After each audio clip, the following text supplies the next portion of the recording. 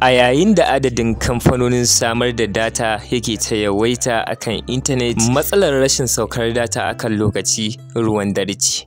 Imagine, kai babban ɗan kasuwa ne ko wanda ya mallaki international company. A cikin mitin mai muhimmanci sai datar ka ta ƙare. Ka yi ƙoƙarin sayi a banki ba network kuma ga tsada. Mai turo maka data ya turo fiye da rabin awa data bata sauka ba.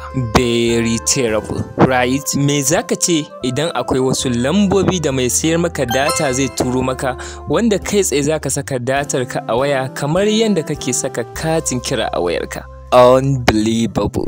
Data printing sabon nau'in kasuwanci na data ne, zai baka damar printing na data kamar yadda ake printing na recharge card. Daga yau an daina damun ka akan ka tura data bata sauka ba, domin kuwa zaka iya tura ma kwastoman ka lambobin datarsa kai tsaye ya saka kamar yadda kake saka katin kira a wayarsa.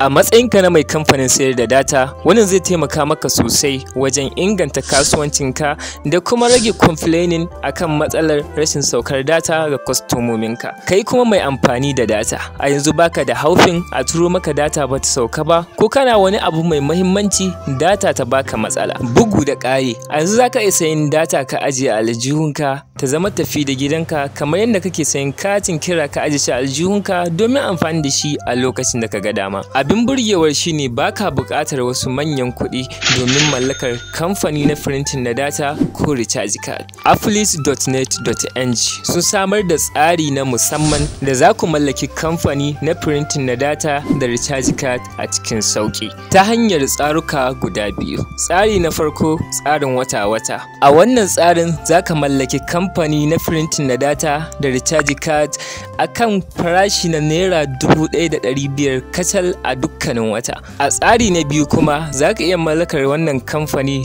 ta hanyar biyan kuɗin shekara-shekara, wato naira 15,000 kacal. Kada ku damu, dukkaninsu iri ɗaya ne, kawai tsarin biyan ne da bambanci. Tsarin biyan wata-wata da kuma tsarin biyan shekara-shekara. Ga yadda abin yake. Daga farko za ka garzaya a wannan website ta applit.net.ng sai ka shiga. Daga nan ka buɗe account da wannan kamfani, kamar saka username da kuma email address. Kada ka manta ka yi amfani da wannan referral code nawa, zan gaya maka amfanin shi a gaba. Daga nan sai ka zo ka saka lambobin sirri akalla guda 8, wato password. A ƙasa ka ƙara confirming na password ɗinka sai ka danna akan register button. Daga nan ka yi rijista da wannan kamfani sai ka je ka shiga a cikin account ɗinka.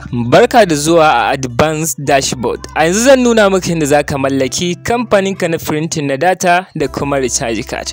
Ka danna akan wannan button na create new website, sai ka saka sunan kamfaninka da kake so ka yi amfani da shi. Ka danna akan wannan alamar ta foto domin ɗora logon kamfaninka.